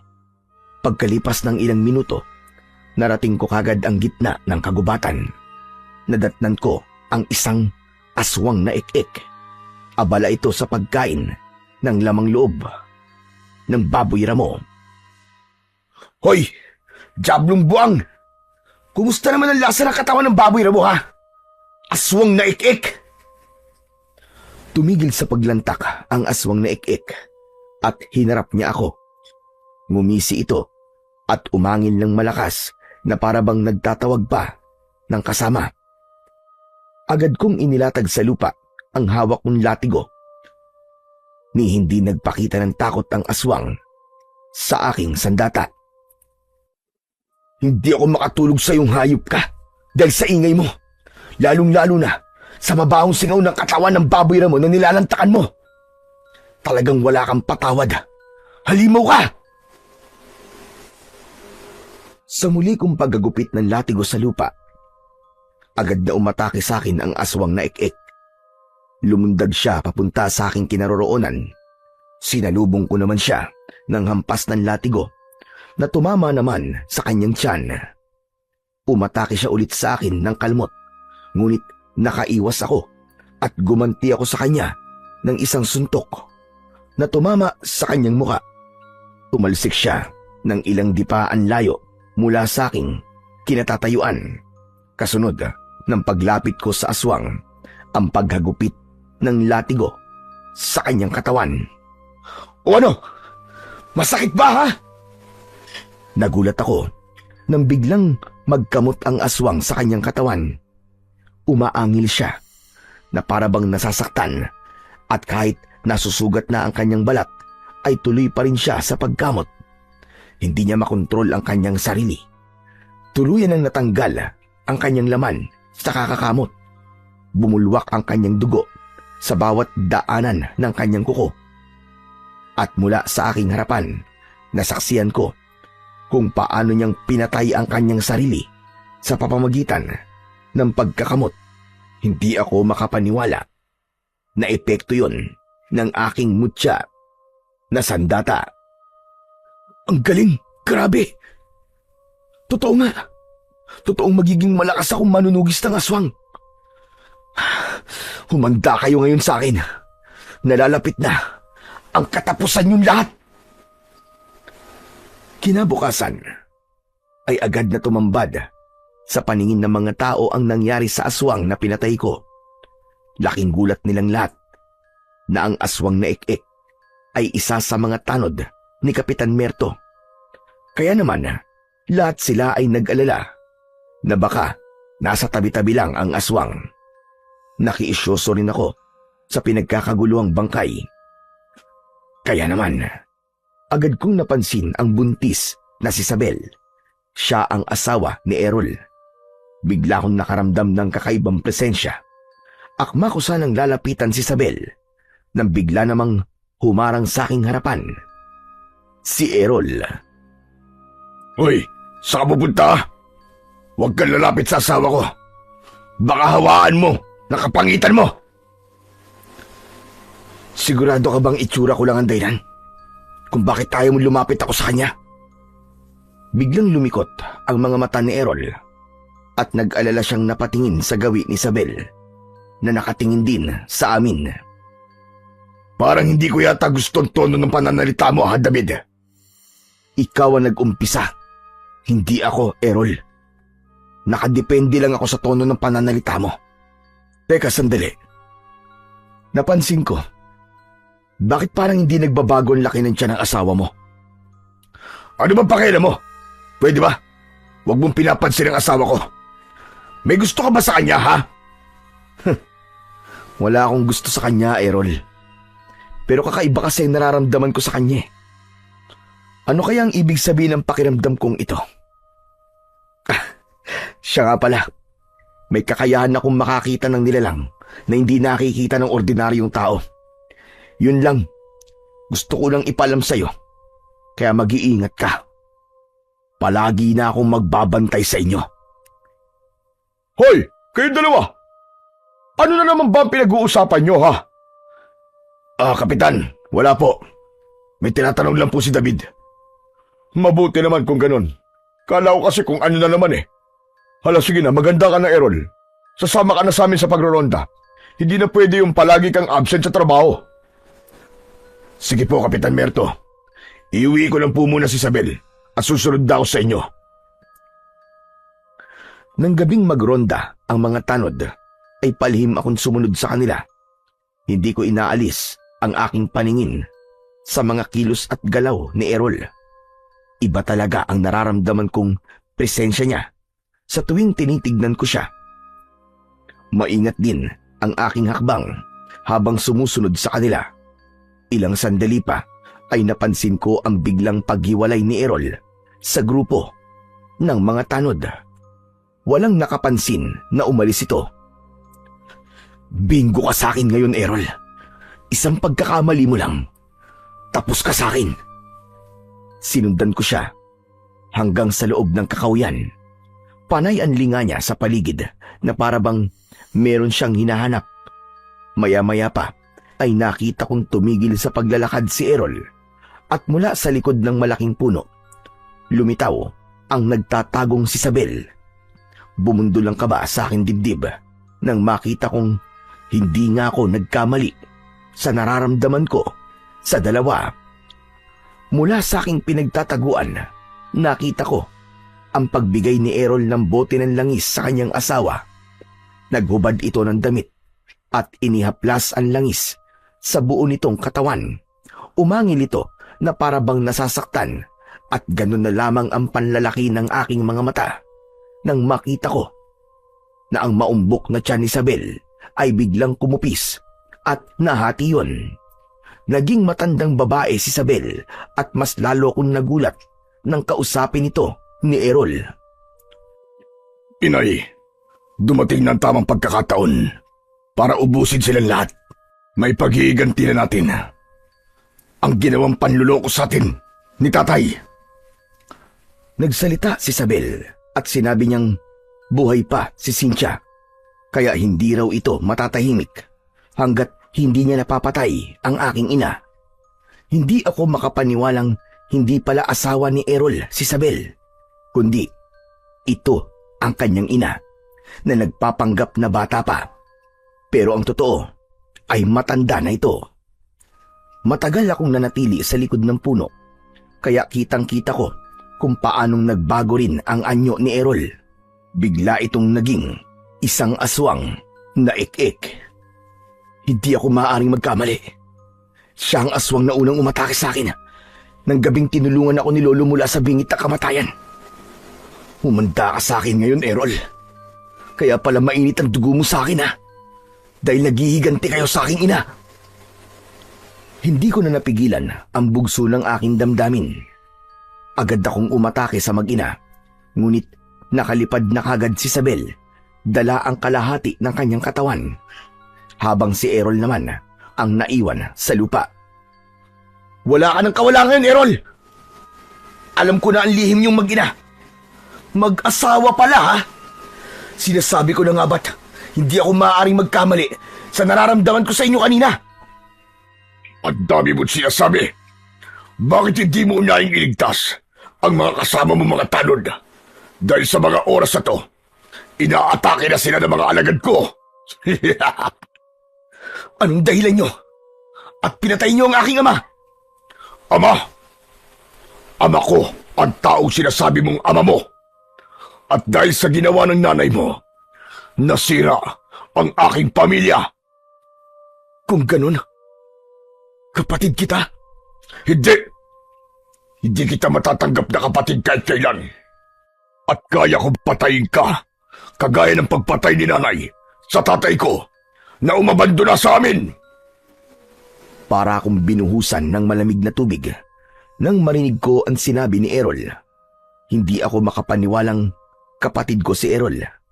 Kaya naman, nagpabaya ako nang sumugod siya sa akin para saktan ako. Para akong nawala sa akin sarili ng mga sandaling yon at tinanggap na lamang ang lahat ng kanyang suntok. Dapat lang sa inyo ng nanay mo na magdusa dahil inagaw niya ang aking ama sa aking ina. Ikaw ang bunga ng pagtataksil nila. Kaya humanda ka dahil papatayin kita! Saktong pag-atake sa akin ni Errol, gamit ang kanyang kuko, dumating si Kapitan Merto. Pinana niya si Errol. Layuan mo si David! Kung ayaw mong butasin ko ng palaso ang mukha mo! Huwag ka na rito makialam, Kapitan. Away pamilya ito. Labas ka rito. Makikialam ako dahil nandito ka sa baryo ko. Kaya kung ayaw mo bumaon ng palaso sa pagitan ng iyong mga mata, magpakilala ka! Kapitan Merto, siya po si Errol. Siya ang traidor sa samahan niyo. Lintik na! Errol! Totoo ba yun? Ako nga ito. Dahil kailangan kong bantayan ang lahat ng kilos mo para nabibigyan ko ng babala ang aking ina kapag malapit na kayo sa kinaroroonan niya. Hayop ka! Kaya pala palagi ka na lamang nawawala sa tuwing nagro-ronda tayo. Yung pala, kampong ka ng demonyo! Satanas ka! Hindi ka na makakawala ngayon. Tanggapin mo ang palaso ko! Pagkasabi nun ni Kapitan Merto, binitiwan nito ang palaso. Tumama yon sa balikat ni Errol, kaya't napasigaw ako ng malakas dahil sa pag-aalala. Sa muling pagpana ni Kapitan Merto kay Errol, nasalo nito ang palaso at walang kahirap-hirap na binunot ni Errol ang bumaon na palaso sa balikat niya. Tumakas na kayo, Kapitan Merto! Hindi niyo siya kaya! Hindi siya tinatabla ng palaso! Nasa panganib ang buhay ng mga tanod! Sila ang iligtas niyo! Pero, paano ka, David? Sige na po, umalis na kayo! Ako nang bahala rito! Sige na! Walang aalis! Walang iiwas sa bagsik ng aking paghihiganti! Halos yumanig ang lupa sa malakas na pagdagundong ng paa ni Errol papalapit sa aking kinaroroonan. Handa ko na sanang saluhin ng kamao niya, ngunit biglang humarang si Kapitan Merto. Iniligtas niya ako at siya ang tinamaan. Sumuka ng dugo si Kapitan Merto dahil sa malakas na pagtama ng kamao ni Errol sa likod niya. Saktong pagdating naman ni Abong. Itay! Itay! David! Ano nangyari? Ganyan nga. Magkampihan kayo, mga inutil! Anong ginawa mo sa aking ama? Humanda ka! Ako ang papatay sa'yo! Tumigil ka, Abong! Duwag ka at traidor. Iniligtas ka lang ni David nang minsang atakihin ka ni nanay. Bumaliktad ka na agad. Natigilan si Abong, kaya ipinaliwanag ko sa kanya kung sino ang aswang na nanakit sa kanyang ama. At hindi napigilan ng binata ang kanyang galit. Umatake siya sa kinaroroonan ni Errol, ngunit maging ito ay sinaktan din ng aswang. Nang bumagsak sa lupa si Abong, mabilis akong tumayo at pikit mata kong nilabanan si Errol. Kahit kapatid kita sa ama, hindi ako magdadalawang isip na labanan ka. Papatayin kita! Labanan mo siya! Hindi mo siya kapatid! Magtiwala ka sa akin! Hindi mo kapatid si Errol! Kahit hindi ko naiintindihan kung ano ang ibig sabihin ni Kapitan Merto, mabilis na akong umatake kay Errol. Agad ko siyang hinagupit ng latigo at tinamaan ko siya sa kanyang ulo. Kitang-kita ko kagad ang pamumula ng muka ni Errol, ngunit pinilit nitong gumanti ng suntok at kalmot sa akin. Naiwasan ko ang kanyang mga atake. Bawat pag-atake niya, gumaganti ako sa kanya ng hampas ng latigo na tumatama at humahagupit sa kanyang katawan. Napaluhod siya sa lupa, kaya naman tumigil na ako sa paghagupit ng latigo sa kanya. Naramdaman ko ang paglapit ng mag-ama sa aking tabi habang pinanonood ko kung ano ang nangyayari kay Errol. Ano nangyayari sa akin? Ang kate! Hindi ko mapigilan ang aking sarili! Anong ginawa mo sa akin? Unti-unting kakalat ang kati sa buong katawan mo, hayop ka. At habang nagkakamot ka sa iyong balat, palalim ng palalim ang mararamdaman mong pangangati hanggang sa ikaw na mismo ang susugat sa iyong sariling katawan. Yan ang epekto ng aking mga sandata dahil sa taglay kong mutya ng dahon ng lipa. Mutya! Hindi maaari! Hindi! Hindi! Napataklob ng palad sa bibig ang mag-ama nang masaksiyan nila kung paanong sinugatan ni Errol ang kanyang sarili hanggang sa bumulwak ang kanyang dugo sa bawat sugat na ginagawa nito sa mismong katawan niya. Pagkalipas lamang ng ilang minuto, bumagsak sa lupa si Errol at naliligo na ito sa sarili niyang dugo. Diyos ko! Napakabrutal ng naging kamatayan niya. Kung ganun, ikaw, David, ang may kagagawan sa mga taong natatagpo ang patay sa kakahuyan na kalahati ang katawan. Ikaw ang totoong pumatay sa kanila. Tama ba, David? Opo, ganun na nga po, Kapitan Merto. Dahil ako po ay isang manunugis ng aswang. Hindi po talaga ako totoong nangangaso ng hayop. Sa halip, aswang po ang aking hinahanap. Hindi ordinaryong tao ang natatagpuan yung bangkay sa kakahuyan. Sila po ang mga manananggal at ik-ik na nagiging tao kapag sumisikat na po ang araw. Hindi ako makapaniwalang ang binatang madalas naming pagtawanan ni Errol ay isa palang malakas na manunugis ng mga aswang. At kung sino pa ang kaibigan ko at madalas ko nakakasama, siya pa pala ang totoong masama. Siya pa pala ang papatay sa akin. Niloko nila tayong lahat. Ngayon naman, Kapitan Merto, sagutin niyo po ng maayos ang itatanong ko. Bakit niyo po nasabi sa akin kanina na hindi ko po kapatid si Errol? Sinabi niya sa akin na anak po siya ni tatay. Hindi ko alam kung tama bang sa akin mo ito marinig. Ngunit, alam naming lahat na ampun ka lang ni Cynthia. Wala silang anak ng tatay mo dahil baog si Cynthia. At napatunayan kong ikaw ang totoo kong anak. Ikaw ang aking anak na inakala kong namatay kasama ng aking asawa. Nasunog noon ang bahay namin. Akala ko, kasama kang namatay doon. Teka, tay. Ano pong ibig niyo sabihin? Paano pong naging kapatid ko si David? Ikaw na ang tumingin sa markang nasa balikat ni David. Yan ang nag-iisang palatandaan na siya ang kapatid mong bunso. Kaya pala, may sunog din siya sa katawan dahil kasama natin siya sa bahay nang mangyari ang sunog at iniligtas lamang siya ng mag-asawang Dante at Cynthia. Hindi, Kapitan. Hindi ako naniniwala sa inyo. Walang katotohanan ng mga sinasabi niyo, Kapitan Merto. Huminahon ka, David. Alam kong masakit na malaman ang buong katotohanan mula sa ibang tao. Lalo na kapag nalaman mong nagsisinungaling sa iyo ang taong pinagkakatiwalaan mo. Ngunit anak, totoo ang sinasabi ko. Anak kita. Ikaw ang anak ko. Naluwa rin si Abong nang makita niya ang marka ko sa aking balikat. Marami pa sana akong dapat itanong, ngunit narinig ko ang malakas na sigawan ng mga tanod mula sa kakahuyan. Anak, sandali! Saan ka pupunta? Matalas po ang pandinig ko at naririnig ko po na sinasalaki ng mga aswang ang mga tanod ninyo. Hindi ko na hinintay na magsalita si tatay. Agad akong tumakbo ng mabilis para iligtas ang mga tanod. Pagkalipas ng ilang minutong pagtakbo, narating namin ang kinaroroonan ng mga ito.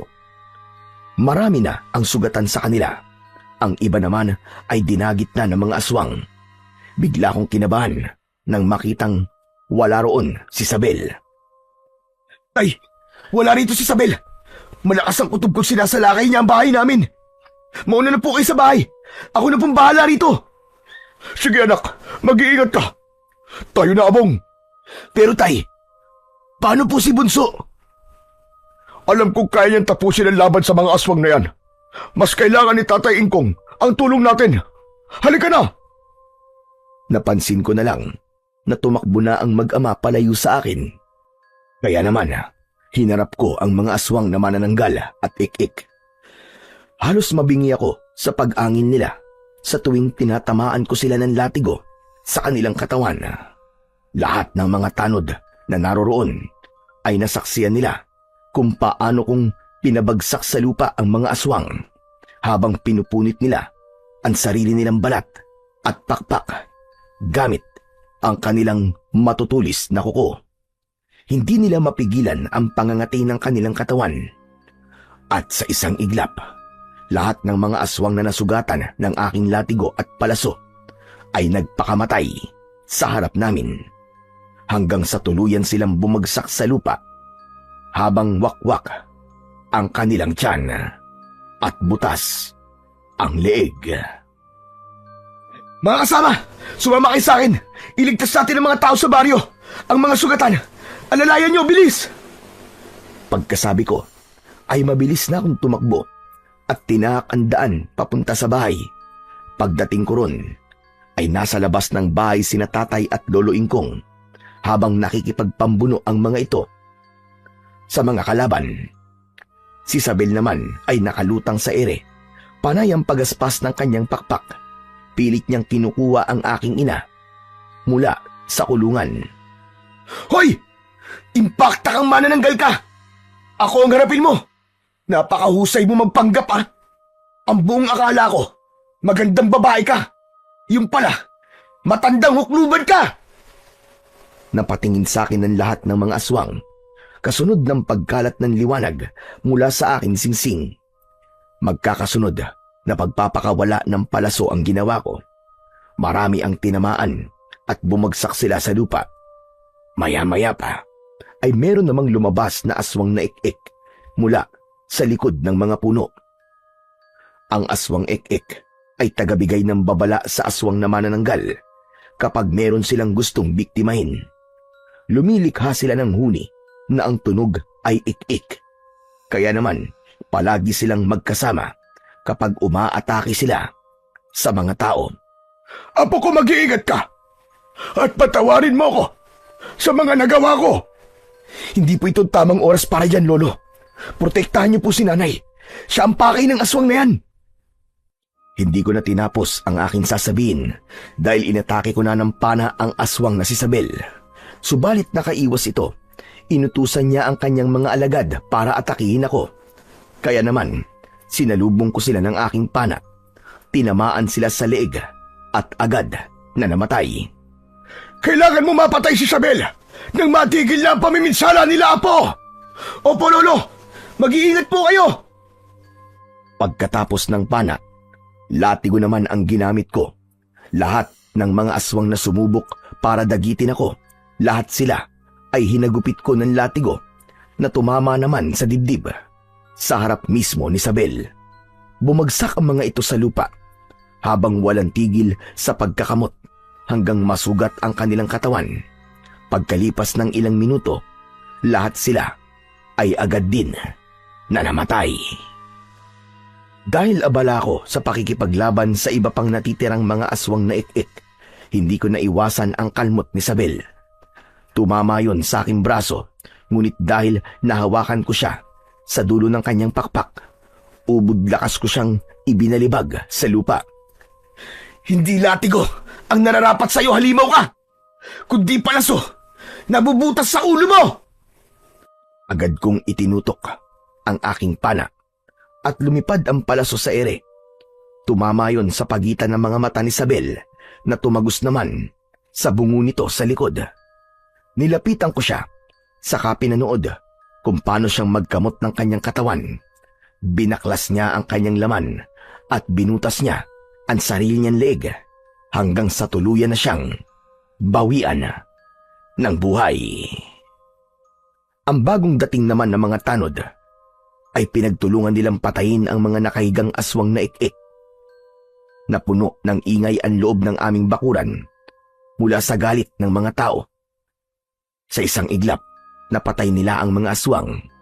Lahat ng mga nakakita sa ginawa kong pagtugis sa mga aswang, lahat sila ay humanga sa aking lakas at tapang. Pero mas nagulat ako nang biglang sumigaw si nanay. Naalala niya na ako. Tinawag niya akong anak pagkatapos niyang makita ang wala ng buhay na katawan ni Isabel. Nay, nakikilala niyo na po ako. Bumalik na po ba kayo sa katinuan? Kayo na po ba yan, Nay? Cynthia, anak. Siya si David. Ang batang iniligtas ni Dante.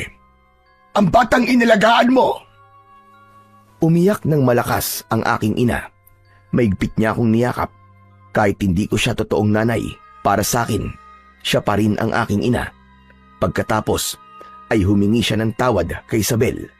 Dahil aminado siya na nagkamali rin siya. Ikinuwento sa akin ni Lolo Ingkong kung paano ako napunta sa pangangalaga ni nanay. At napatunayan kong si Kapitan Merto nga ang aking totoong ama. Pagkalipas ng 5 araw, ay binisita ko ni tatay sa bahay. Masaya ko, anak. Masaya akong makakasama ka na namin ng iyong kapatid na si Abong. Sabi ko naman po sa inyo, tay, ligawan mo na si Nanay Cynthia nang mabuo na ulit ang pamilya natin. Total naman po, biyudo ka. Biyudo rin si nanay. Ay nako, pambihira ka talaga, anak. Huwag ka nga maingay at nakakahiya naman kay Cynthia, baka marinig tayo. Ay nako, bunso. Kunwari pa yan si tatay eh. Halata naman na may gusto siya kay Nanay Cynthia. Tignan mo nga namumula ng pisngi. Tumigil ka nga, Abong. Dinagdagan mo pa ang pang-aasar ng kapatid mo. Tay, aminin niyo na po kasi. Totoo naman na matagal na kayong may gusto kay nanay.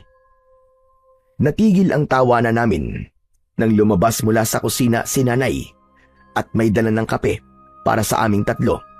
Habang si Lolo Ingkong naman, dala niya ang nilagang hinog na saging na saba. Ano yung narinig kong liligawan ni Merto si Cynthia? Abay dapat magsibak muna ng kahoy bago umakyat ng ligaw. O tay, narinig niyo sinabi ni Lolo Ingkong ha? Bago raw manligaw, magsibak muna ng kahoy at mag-igib ng tubig. Hoy, hoy, hoy! Sibak lang ng kahoy ang narinig ko Walang pag-iigib ng tubig. Nang hapon na yon, ay napuno ng halakhakan ang loob ng aming bahay. Ni sa panaginip, hindi ko akalain na sasaya pa ang buhay ko. Tuluyang gumaling si nanay sa kanyang sakit at hindi nga nagtagal, nagpakasal ang dalawa at muling nabuo ang aking pamilya. Sa kasalukuyan po, isa akong kagawad sa aming lugar. Meron po kong 11 anak at masayang namumuhay kasama ang aking asawa. Masasabi ko po na tahimik na ang baryo pagkatapos ng labanan namin ng mga aswang. Hanggang dito na lamang po ang aking kwento. Lubos na nagpapasalamat, David. Sadyang mapagbiro ang tadhana. Kung alin pa ang hindi mo inaasahan, yun pa ang nangyayari. Ang pagtanggap sa iyong kasalanan ay parang pagpapatawad mo na rin sa iyong sarili. Ang pagiging isang pamilya ay hindi lamang nasusukat sa dugo, kundi sa kung paano mo mahalin ang tao na naging bahagi na ng buhay mo. Palagi nating piliin ang kabutihan at tanggapin ang Diyos sa puso natin dahil ang matibay nating pananampalataya sa Kanya ang siyang tunay na magliligtas sa atin laban sa kasamaan.